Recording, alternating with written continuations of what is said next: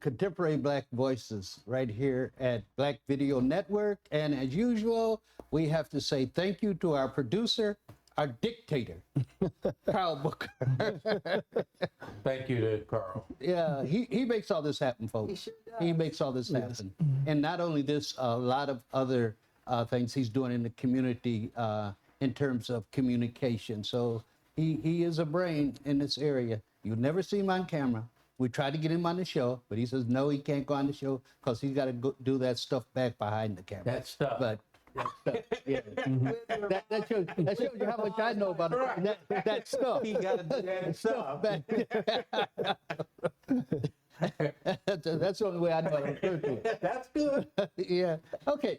So let's get back to our discussion for the day. And Dr. Sharon, I'll turn to you. Elder Bryant tells us that the church is still relevant.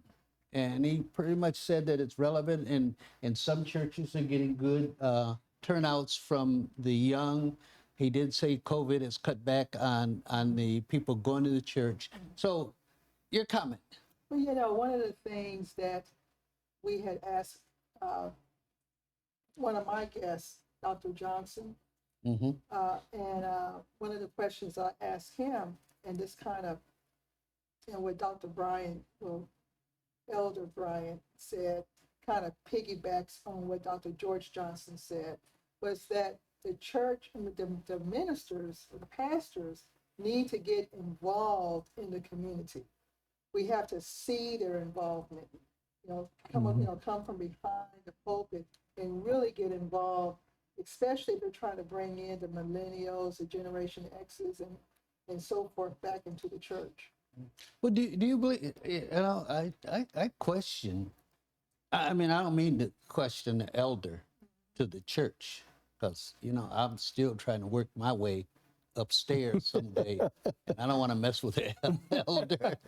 But 25. man, yeah. But I would question that the youth are returning to the church. Well, you know, this whole thing, if you think about what's happening just within the church, especially with Hebrews and Negroes and other such conversations about who are we, you know, who we are, and whether or not the church has really told the full story, especially about the African and Black experience in the Bible. And there's a lot of information that really isn't being shared to where I can understand how, I'm going to say the millennials are questioning who they are in terms of this book that we look at, Right. the Bible. Right. Mm-hmm. And so that has to be resolved. And then I also like the fact, again, that he was talking about we have to see them active in the community. It made me think about the movie that Whoopi Goldberg did, what's the name of that movie, about the nuns? Oh, yeah, I know what you're talking Where about. the Yeah. nuns stay behind the walls, and when they realized that they could go out into the community, that's when the community became very, very supportive of the church. Right, yeah. So there's a lot of work to be done, and I've always questioned why the pastors are not as politically involved like they were back during the civil rights movement. Politically involved? Are you serious? Well, back in the back in the 60s, they were very, very politically involved. I mean, they had no problems opening up the pulpit to talk about the Bible here and then politics here from the same pulpit. Well, I think the church and the ministers, there's an issue that they need, in my opinion, to retool. When you ask the question about young people in the church, and he says there are some churches that have nothing but young people in it. I thought about a church I know in Columbus, Ohio, that they have a lot of young people in the church. But the catalyst was the minister, because the minister used to be a drug dealer, and he then became a minister. He brought all the people to the church, and all of these young folks are now a part of the church. So when I talk about the retool of the church right now, you have a lot of the older ministers who are being like the younger folks to a certain degree, and they're staying at home. You know how people are staying at home and they're texting and they're doing different stuff like that. Well, that's kind of what's happening now with the ministers. But the ones who are really making a difference are those younger ones, and that's who we need in the pulpit so that these younger folks can identify with them, and they are the ones who can make the call. The older ones are not going to be able to do it. Why are you saying that? I know you're not saying this. Probably I am. No, I don't think you are. You're saying drug dealers will go to prison, then find religion, come out, start a church of the ones that can get to the young. Yes. Really? Yes. I think what he's saying is that the younger people, whether it's a drug dealer or whatever that person could have been, they can connect because Sure. somehow these younger pastors is using language. that they Exactly. understand. Exactly. And I'm not saying that the prison should be a deterrent, or I'm not saying that the drug should even be a deterrent, because everybody, even Jesus talks about being able to change who and what you are. Okay. But I mean, you have to go through it and they're able to be able to talk about it. Sure. Well, you know, Okay, if you think- wait. Okay. Okay, go ahead. School, college, success. What you are saying, drug dealer, prison, No. success. Nobody's No. saying that. We're that's what you're saying. It. Look, connection. prisons produce Malcolms, Yeah. and I'll just say that. But as far as my take on Elder Bryant and some of the things he Wait, said. hold a second. And I'll let you get back to that. Okay, Prison did what? prisons produce Malcolms. I thought the nation produced Malcolms, Prisons not the produce prison. Malcolms. Are you saying Malcolm's, excuse me, are you saying Malcolm's in relation to maybe the Nation of Islam, or that prisons create black men who are become knowledgeable, or I'm gonna use the word woke? Oh, okay. That too. Okay, let's put the two. Okay, college or prison. So blacks going to college, they don't get this woke. But you go to prison, you get it? Come on. No. That's not what we're saying. And we're not saying it's either or. We're not saying any of that. But you have in this country a system that does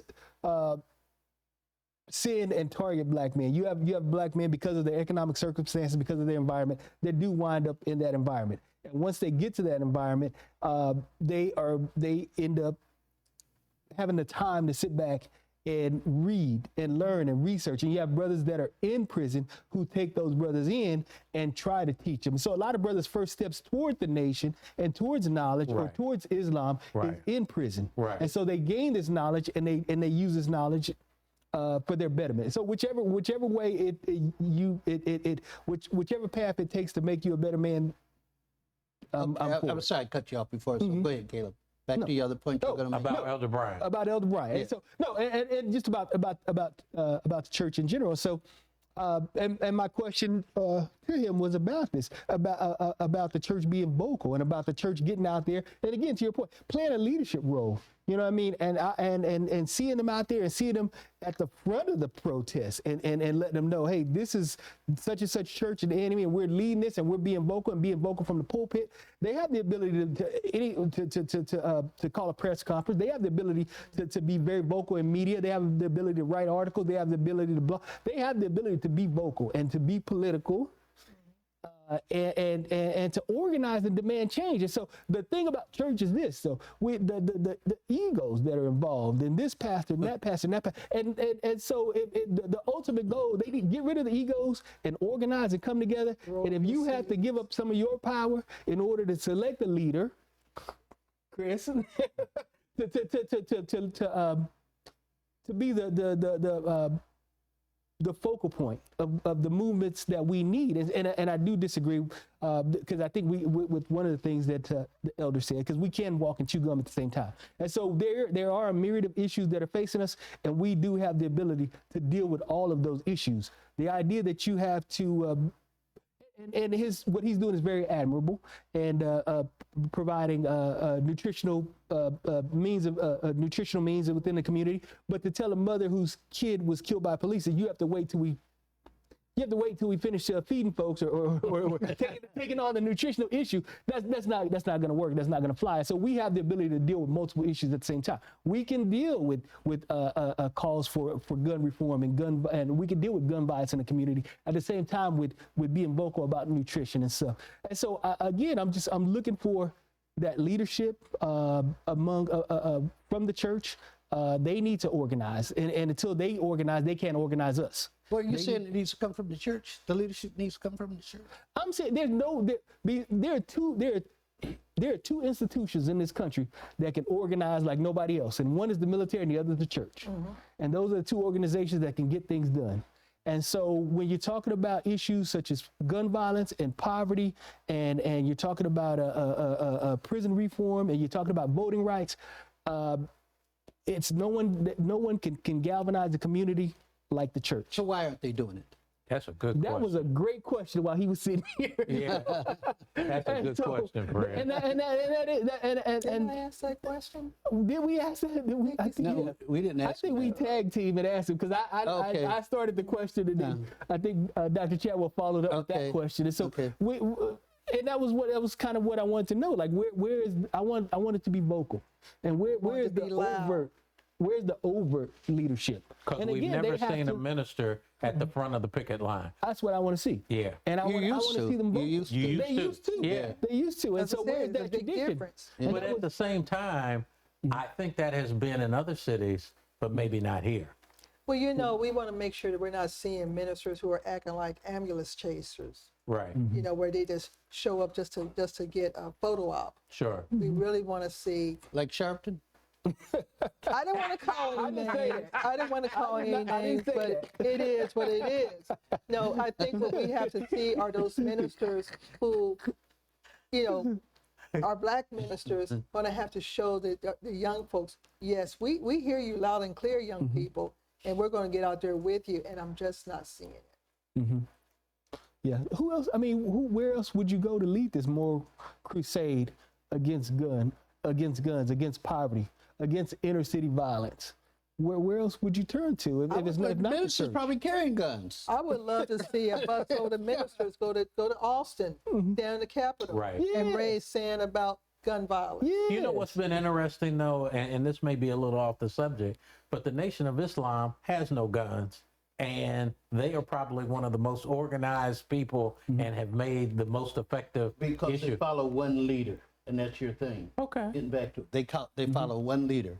I mean, almost to the point that I think it's ridiculous how much they follow, but they do have one leader, and that's fair. And we'll talk about that next week. Okay, yeah, okay.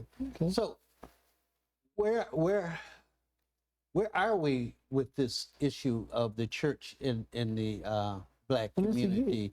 Is it that we don't have the Fred Shuttlesworths anymore, Right. or the Dr. Kings, or Right. the Abernathys? Right.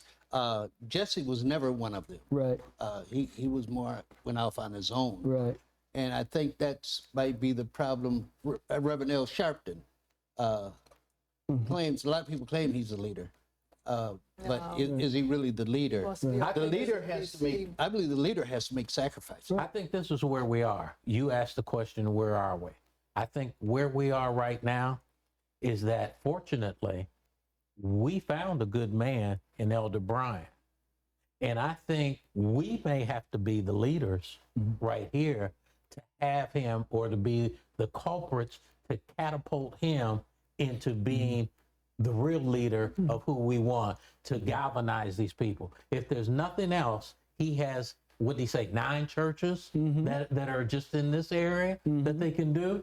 And I think if we begin to say, just like we ask off mic about him, we got boys out here who need to be taught black things. We need information about ourselves, okay? And I think he agreed with that. And I think he was also saying he would be willing to help with that. So the other thing that we've got to do is we've got to organize ourselves maybe to be able to go back to him and say, we need your help. Well, yeah. What that would entail is other black church leaders abandoning their ego. There you go. That's quite you made it for me. Yes, yeah. And you're not gonna get that. You're not gonna But get I think that. so, because he said he's got 9 churches. Yeah, but But you start with his churches. even the people in the church. Yeah. I went to the barber shop one day, and 2 deacons are in there. Deacon so-and-so, deacon so-and-so. These cats are arguing about ministers got the biggest Mercedes-Benz. Yeah. And that's the mentality. That's where we are. Yeah. So a man like this, I agree, he has a lot of potential, and I'm sure he's using it. But how's he gonna reach these other guys? ministers. He's got the especially- 9 churches right there in the especially- palm of his hand. Especially if he is hanging tight to the message, using people who have the gifts to do things. So this means to tell me that he allows women in the pulpit. Sure. He's not holding back, on what people can do, especially if they have been ordained the gifts to do what they need to do. So that's where the challenges are going to become, because he may be dealing with some very traditional minded ministers who can't get on the same bus with him, because this is a very, from what I listen to him, he is a very, very diverse. You talking about DEI? I'm seeing it right here. Yeah. Right. Why didn't you say anything when he talked about this church that don't let women in there? I thought, sure, you'd say something. I said something. Well, I He wasn't talking about his church. I know, You were talking but even about the other church, he used that as some kind of example of, But there's some Baptist Of churches. male empowerment Yeah, is what he yeah, used as an right. example of, right? Right. Yeah. Of male empowerment. yeah, Right. at the expense Of of the women. Right. Yeah, and I don't think that's where we are, where we want to be. you still have churches, even black, white, Hispanic, Asian churches that still are very, very male oriented in how they do business, and a lot of women succumb to that. I But agree. you don't think about that, Sharon, is the majority in the church are the women. They're in there doing all the doggone work, and these men are sitting up here like some kind of, But guess what, Fred? But guess what? Those women that don't like it, they'll leave and they'll go to Brian's church. But I'm going to make a point too, though. That's not new. That's the church. That's Right. the church has always been. Right. You will never find in church doctrine anywhere where they talked about how women saved the church. It was the women who hid the scrolls, who carried the scrolls, and who got around the Roman guards. Women saved the church. In Islam, you will never hear them talk about how women. It was Aisha, who Muhammad's most favorite wife, who was the one who the Hadith, right? Okay. So Getty lost me. no, but I'm just saying. It's on He both. purposely does this. I'm saying it's on both. It's on the Christian church. It's on the Islamic church. The women's role in both churches have been suppressed. So Only- what my point is, it's nothing new. You only hear about it really about Ruth, because she has a book in the Bible. But I'm sure that in the editing room, They cut. they cut a whole lot of stories out, Oh yeah. But no, when he said it, I didn't feel a need to discuss it, because there's some very, very traditional oriented churches here in town and around the country. Yeah, but in the year 2023, this is not 1923. But This is not 1923. religion can be, it to me is an act. To me, religion is an act. Explain that. Yes. Versus, okay, when I go to XYZ church, there are rules of engagement on how I need to act in the church. So it's very, very norms oriented Okay. in terms of what you're doing. Spirituality is a whole different element, because it's more internal.